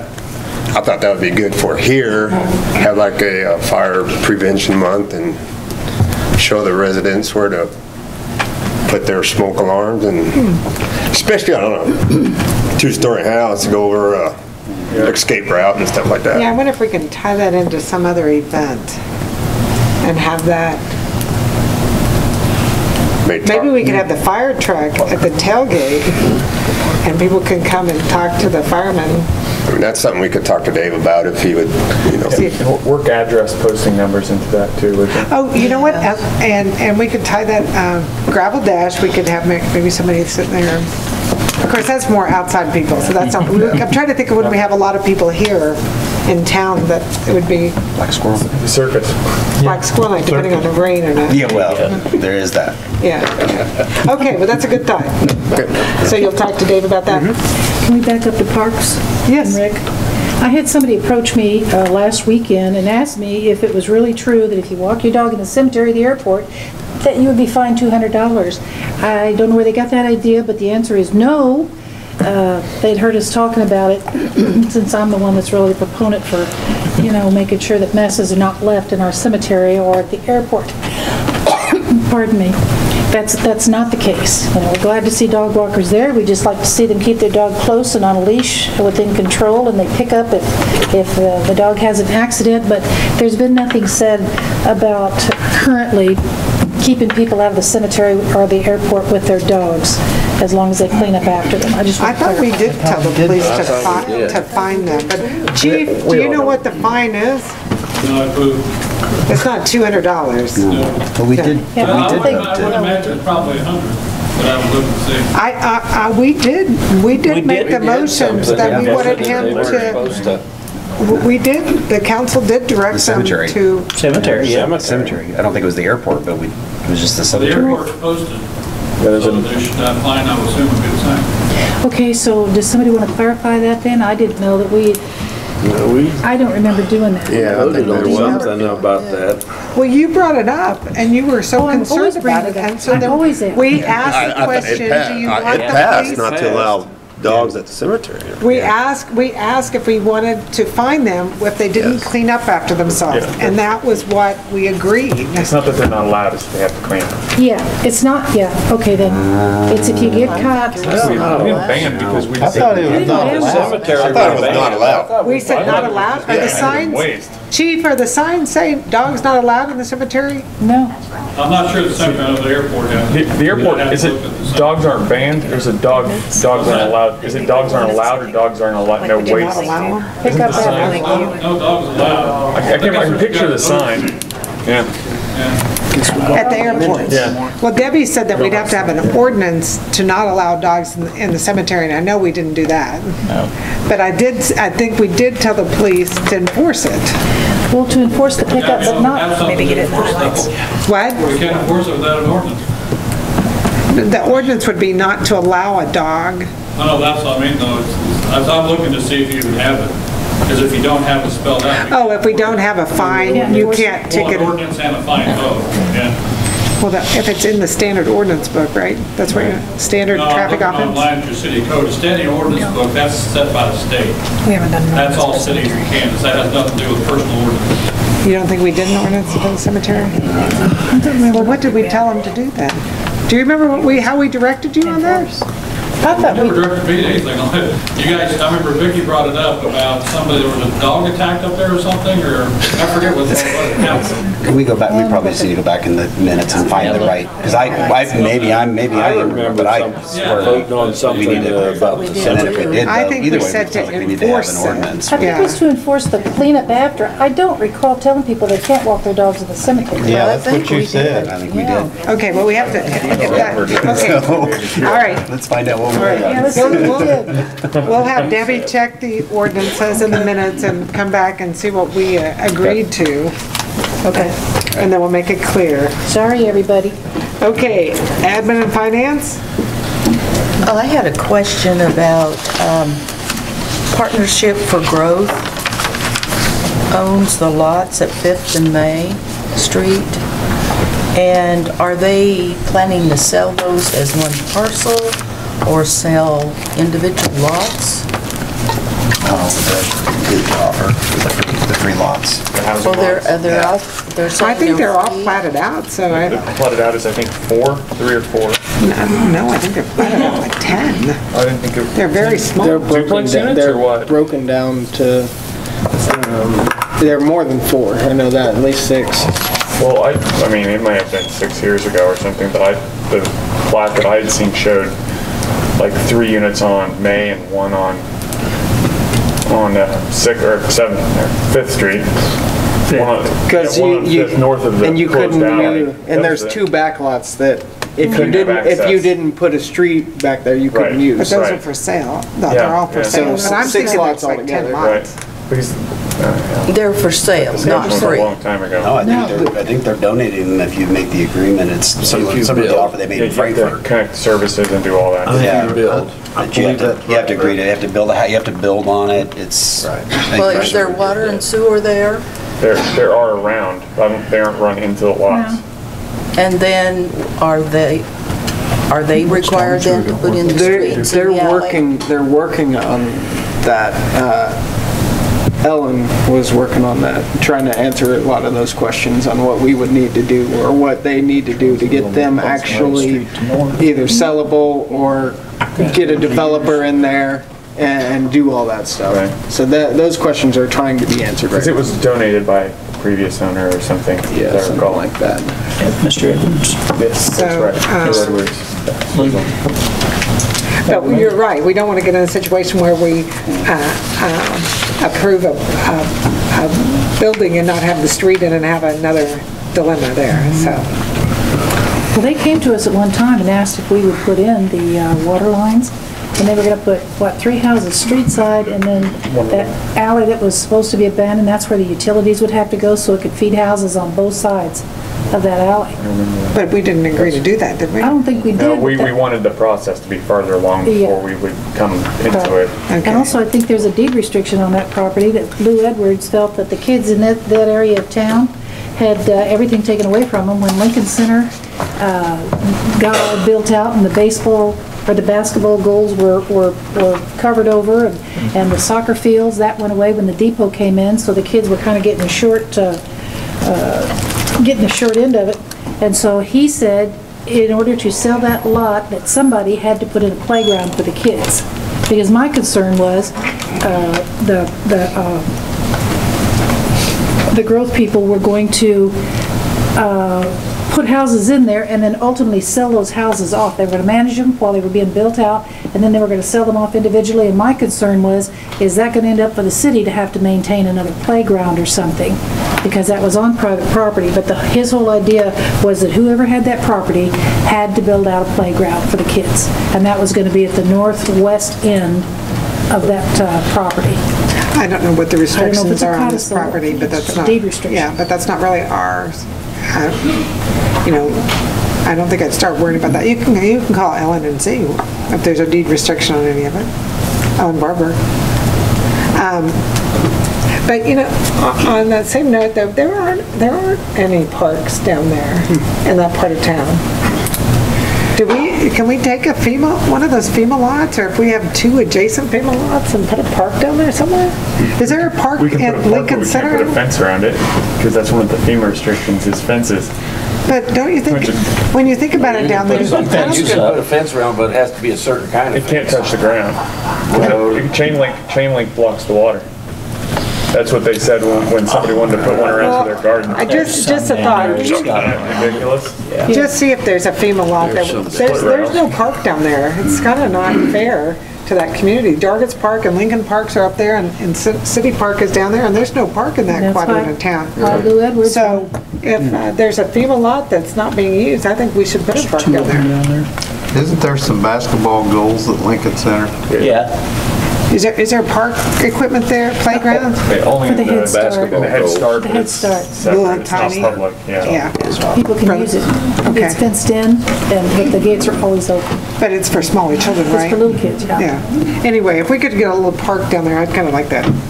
Anything else? Okay, admin and finance? Appointment and wages? City attorney. Craig, you're up. Yeah, just one item, and I apologize, I didn't get the memo onto the agenda, but hard copy should be in front of you regarding this electric franchise agreement with Nemaha Marshall Electric Cooperative Association. It is the association, the same company that we've used at least for the last 10 years, probably longer than that. That's the last franchise agreement term, and it expired in May of this year, so it's up for renewal. Kathleen Brinker is the point person from Nemaha Marshall that Austin has been in contact with. She's general manager there. The terms are similar, if not identical, from the last one. Well, actually, I take that back. It's 20 years, which is different than the 10 on the last one. 20 years has sort of become the standard on the franchises of this nature with municipalities. To contrast, Manhattan has a 4% rate, so 5% is pretty favorable. Granted, it's a lot larger, but it's the same percentage. That term is the same. The city does have the opportunity after 5, 10, 15 years to renegotiate potentially. How likely that is, I'm not sure, but at least the opportunity is there on a long-term agreement like this. I think that's important to have. Other than what I suggested in the recommendation section, which was to add a clause that explicitly says that this repeals the previous ordinance. There's nothing in there that kind of insinuated that, but it wasn't clear enough in my opinion, so that there is no confusion that 1687 is still in effect. It won't be. This replaces it. And the terms of this will replace it. And then there's a typo, and maybe others can find other typos, but those were my suggested changes, at least initially. And I can try to answer other questions, but these kind of essential franchises, there's some negotiation room, but it's not. They're pretty standard, pretty set with every municipality. They don't have a whole lot in the city of Marysville. Just that little section down through Keystone But Edition. doesn't this say that they could go any place in Marysville and put their poles and lines? Right. Any place in Marysville? I have an objection to that. So I was talking to Austin about it to say, do certain electric companies have certain borders? And yes, is that the answer, Bill? So you have the right to this property until you buy it from the provider adjacent to you. So you can't just go through them. It's a complicated relationship. So Westar, what's Westar's now? They years ago, probably 25 years ago, maybe a little longer, the KCC actually drew boundaries of where they can go, and that's the reason they're down here, because they wouldn't relinquish it, and Westar wouldn't relinquish it, and that's the boundary down there. So each utility has its own boundary. Right. They can't come up Main Street and start setting up poles. Okay. And it states that in section 1, right? Not to interfere with the rights of other wire-using companies lawfully authorized to use said streets and public places.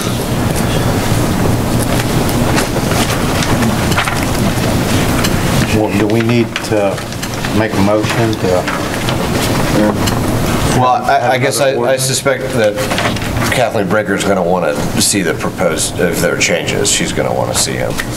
But if you could vote to approve an ordinance with that change. If she comes back with no, then I'll come back to the council with another vote, but it's an ordinance, so it has to be. With the ordinance as proposed, we can approve the ordinance as proposed, and if it doesn't get accepted as proposed, he'll bring it back. Is that okay? Sounds good. So I would entertain that motion. It would be ordinance 1846. Are we still going to use that ordinance number? We have 1846? Oh, we'll use the next number in line, so it'll be a new one. Yeah. Is that 1846? Move to approve ordinance 1846, granting Nemaha Marshall Electric Cooperative Association, a person? prescribing the terms thereof, yes. Approved. Sorry, kid. Is there any discussion? Roll call? Beckman? Yes. Biesinger? Yes. Boss? Yes. Ekis? Fry? Yes. Gross? Yes. Troller? Yes. Crom? Yes. It's 8-0. Okay. Craig, I read those ordinances, those statutes that it lists, and that statute on page 53, it says 12-2001. And then if you look up, if you read through it, B8, B6, I believe it says the cost of publication is to be borne by the grantee. Wouldn't that be them? Have we ever asked them to pay for the publication costs? Well, I don't know the answer to that. I don't know if Have we ever asked Pier that? does. I think actually they published it last time. They publish it? I think So that they that's published it. how they're bearing it. Yeah. Okay. Just wanted to make sure that I've read through the statute and it says we shouldn't pay to publish it, so I was like, make sure that doesn't happen, so. Okay, that answers that question. Anything else? No, I don't agree. I don't know of any reason for an executive session. So, from our roundtable discussion, I just want to say a big thank you to Leadership Marshall County. They finished the Beatty Depot and City Park. It looks very nice. It's a big improvement to our city park, right in time for tennis season and before homecoming events, and it was a lot bigger project than initially anticipated. The height and the scaffolding, the bucket truck, none of those were built into the time frame. So anyway, a big thank you to that group for doing it for our city. And then again, make sure you put your the quarterly workshop 9/8 on your calendars and be watching your emails in case we have a special meeting next week. All right, Keith. No, I have nothing. Bill? Yeah, I think when the city crews and the fire department go somewhere, they ought to make sure all their loads are strapped down or not going to fall off or anything or drag down the highway. Are you talking about equipment? I'm talking about a fire hose. A fire hose. You know what he's referring to? And have you already taken care of that, Austin? I'm glad to hear that. Anything else? That's it. Darlene? I have two things. Might just remind residents to check out their sidewalks and shrubs and trees over the sidewalks since school's starting, and I noticed there's kind of some trashy ones. Keep them clean. And then also, I attended the NBAF meeting, and I was really surprised. The one thing that was really stressed is that we want to get the facts out that quality of life that we have in Marysville. Not necessarily the businesses or that type of thing, but the quality of life. Yeah, and I think we have a lot, we can really promote that based on the articles that were in the Advocate this week about people when they came home and quality of life issues were big. And we have a lot of great things to make our community.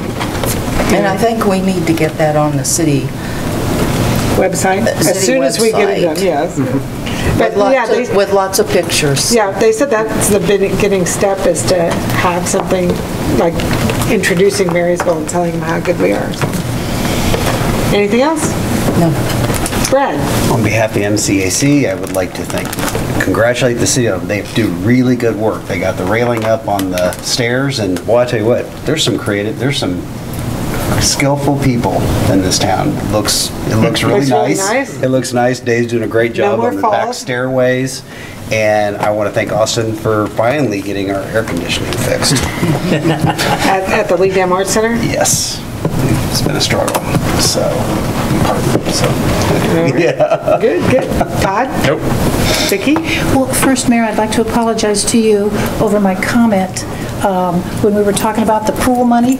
People think you and I agree on everything, but we've had some real heated discussion on different things, and sometimes I get a little outspoken before I think about it, so I apologize. No problem. Yes, and I want to say that I filled in for the mayor for KNBY last Tuesday, and the guest was our Debbie Price, and I learned a lot of things about Debbie that I did not know, and a lot about what her duties are. So if you tune in to Party Line, 9:30 on KNBY Tuesdays, I think they're going to call it, we put out a call for people to name that half hour. I think they decided to call it Tuesday Talk. But it's good to learn about the people that you work with. And I wanted to say, I went to a gathering, and people have been missing me saying good things are happening in the 3rd Ward. They so quoted you better that. say it. Yeah, they quoted that back to me. Good things are happening in the 3rd Ward. Huh, Kevin? Yep. But You know it. if you drive up 6th Street, you'll see a large house that has been re-sided and added a garage, a double garage, and a nice driveway that really dresses up that area. And across the street from it is a house that totally redid the foundation and put in a garage. And Nick Stoll has put a couple of his cabin houses down in the 3rd Ward. And so good things are happening in the 3rd Ward. Yes. That's all I have to say. Thank you. Denny? I don't have anything. Kevin? Yeah, the GI project up there, who's responsible for grass mowing along the edges of that? Is that the contractor's responsibility? The grass mowing, I'm not sure on that. It's KDOT right away. So, I'm not sure, but I know. Are you talking about on the south side or the north side? South side, both sides. Both sides? I know the contractor's supposed to be taking care of or finishing out the property of whatever affected area. And I know there's been some problems that you've discussed with the rocks and concrete as far as them leaving them behind. Yeah, and I'm not very happy with them at all as far as cleanup. But I'm not sure if you ask KDOT, or if somebody were to ask KDOT, I'm not sure what their answer would be. I did have the question kind of on the same line of the GI project. You know the entrance to those 2 houses on the far east side, does that stay? I can't tell based on the GI project. Going up the hill? Yeah. That entrance still stays. I inquired about that as well. Yep. And because they were a little concerned. Because it was blocked off. Yeah. Okay. Because I was looking on the plans and I couldn't see where we changed that. No, they're still there. Yep. Okay. Move to adjourn. Second? All in favor say aye. Aye. Opposed? We're adjourned.